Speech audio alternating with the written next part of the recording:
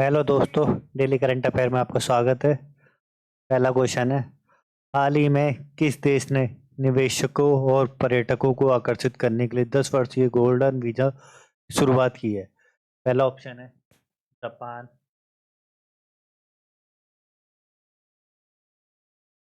तीसरा ऑप्शन है इंडिया, चौथा ऑप्शन है वियतनाम। तो सही उत्तर क्या होगा? वियतनाम। तो वियतनाम ने वियतनाम ने अपने, ये ऑप्शन सही उत्तर है इसका, वियतनाम वियतनाम। ठीक है।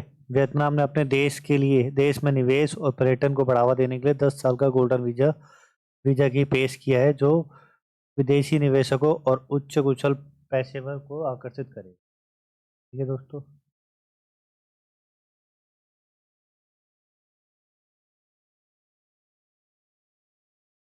दूसरा क्वेश्चन है, वर्तमान में सरकार ने स्टार्टअप के लिए क्रेडिट गारंटी योजना को दोगुना करके कितने करोड़ रुपए कर दिया है? पहला ऑप्शन है 10 करोड़, दूसरा ऑप्शन है 20 करोड़, तीसरा ऑप्शन है 30 करोड़, चौथा ऑप्शन है 40 करोड़। तो उसका सही उत्तर क्या होगा? 20 करोड़। क्या होगा सही उत्तर? 20 करोड़। ठीक है। ठीक है, तो होगा 20 करोड़। सरकार ने स्टार्टअप को बढ़ाने के लिए क्रेडिट गारंटी योजना की सीमा को 10 करोड़ से बढ़ाकर 20 करोड़ कर दिया गया। पहले कितनी थी? 10 करोड़, अब भी कितनी हो गई है? 20 करोड़। ठीक है।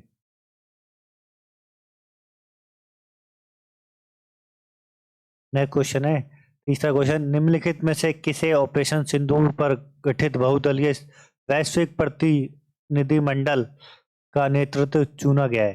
तो पहला ऑप्शन है राजनाथ सिंह, दूसरा असदुद्दीन ओवैसी, तीसरा शशि थरूर, चौथा इनमें से कोई नहीं। तो इसका सही उत्तर क्या होगा? शशि थरूर। सही सही उत्तर है शशि थरूर। ठीक है, शशि थरूर सी ऑप्शन सही है। शशि थरूर को उनकी कूटनीति अनुभव के कारण ऑपरेशन सिंदूर पर वैश्विक प्रतिनिधि का नेतृत्व करने के लिए चुना गया है। ठीक है।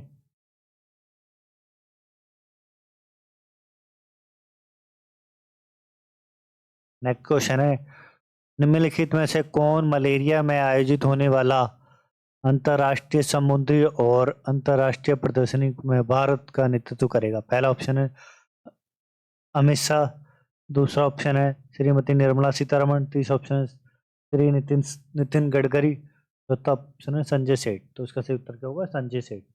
संजय सेठ को इस महत्वपूर्ण प्रदर्शनी में भारत का प्रतिनिधि करने की जिम्मेदारी दी गई है। ठीक है।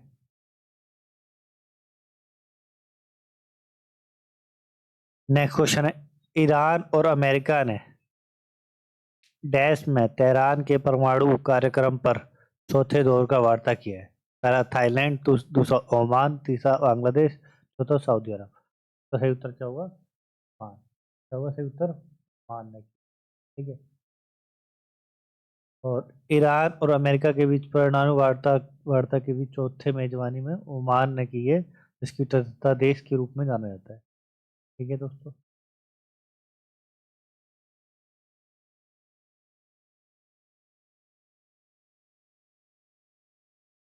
हाल ही में किस तारीख को विश्व सुलभता जागरूकता दिवस मनाया गया है? तो पहला ऑप्शन है 15 मई, दूसरा 16 मई, 17 मई, 18 मई। तो 18 मई को बनाया गया है।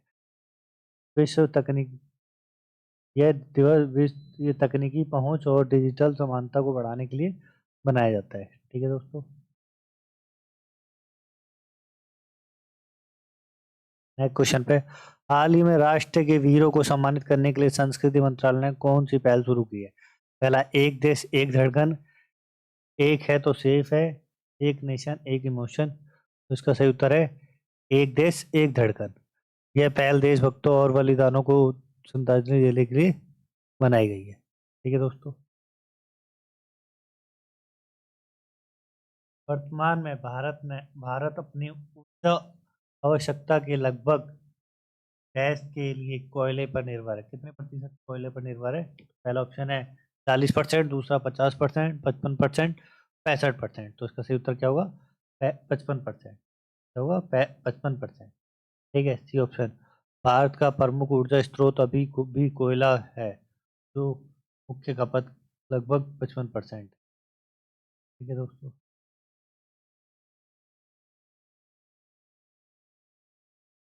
वर्तमान में भारत और बांग्लादेश के मध्य द्विपक्षीय व्यापार लगभग कितने बिलियन डॉलर का हुआ है? पहला 10 बिलियन डॉलर, दूसरा 12 billion dollar, 18 billion dollar, 28 billion dollar. तो इसका सही उत्तर क्या होगा? 18 बिलियन डॉलर। भारत और बांग्लादेश के बीच द्विपक्षीय व्यापार हाल ही में वर्षों में तेजी से बढ़ा है। ये वर्तमान में ये 18 बिलियन डॉलर तक पहुंच गया है। ठीक है, नेक्स्ट क्वेश्चन है। किस राज्य ने चाय बागानों के मजदूरों के लिए एती कोली दूती पाठ योजना की शुरुआत की है? पहला ऑप्शन है मेघालय, दूसरा असम, तीसरा सिक्किम, चौथा पश्चिम बंगाल। तो किसका सही उत्तर क्या हुआ? असम। असम ने अपने चाय बागानों के असम क्या होगा इसका उत्तर? असम। असम ने अपने चाय बागानों के लिए मजदूरों के लिए कौन सी श्रमिकों के लिए कौन सी योजना शुरू करी है? एती कोली दूती पाठ योजना। ठीक है। किस वर्ष तारीख को अंतर्राष्ट्रीय संग्रहालय दिवस मनाया जाता है? International museum day. 16 मई, 17 मई, 18 मई, 19 मई। तो इसका सही उत्तर होगा 18 मई। कब मनाया जाता है? 18 मई को। 18 मई को। ठीक है। और अगर आपसे पूछा जाए डेंगू डे कब मनाया जाता है? 16 मई। ठीक है। और 17 मई को क्या मनाया जाता है? बताओ दोस्तों, 17 मई को क्या मनाया जाता है?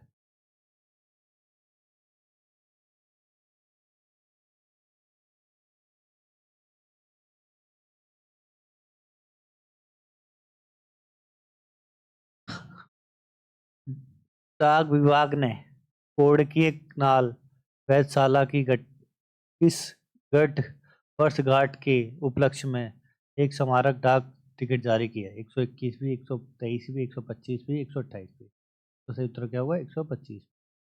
दोस्तों, नेक्स्ट क्वेश्चन पे चलते हैं। हाल ही में किस देश में लासा बुखार के प्रकोप से 18 राज्य प्रभावित हुआ है? पहला केनिया, दूसरा नाइजीरिया, चौथा ब्राजील, डी ऑप्शन है सूडान। तो इसका सही उत्तर क्या हुआ? नाइजीरिया। नाइजीरिया में लासा बुखार का प्रकोप गंभीर रूप ले चुका है, जिससे 18 राज्य प्रभावित हो गए हैं। ठीक है।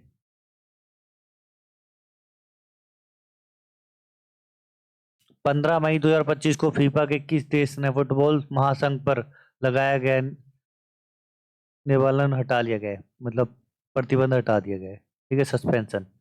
ठीक है। पहला ऑप्शन है पाकिस्तान, दूसरा कांगो गणराज्य, तीसरा बांग्लादेश, चौथा श्रीलंका। तो कांगो गणराज्य। फीफा में कांगो गणराज्य ने फुटबॉल महासंघ से निलंबन हटा लिया गया है, जिससे ये देश अब अंतर्राष्ट्रीय फुटबॉल गतिविधियों में भाग लेने का अधिकार मिल गया है। ठीक है दोस्तों,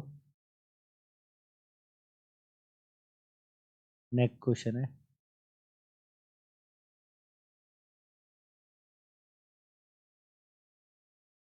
कि देश को माइक्रोबायोलॉजिस्ट डॉक्टर मारिया गेला हंगरिया को विश्व 2025 का खाद्य पुरस्कार विजेता नामित किया गया? पहला ब्राजील, दूसरा अमेरिका, तीसरा ऑस्ट्रेलिया, चौथा जर्मनी। तो इसका सही उत्तर क्या होगा? ब्राजील। ब्राजील के जो डॉक्टर है ये डॉक्टर ब्राजील के हैं। ब्राजील के doctor micro microbiologist doctor doctor Maria गेला हंगारिया को 2025 में विश्व खाद्य पुरस्कार से सम्मानित किया गया। ये जो खाद्य सुरक्षा एवं पोषण के क्षेत्र में योगदान देता है। ठीक है।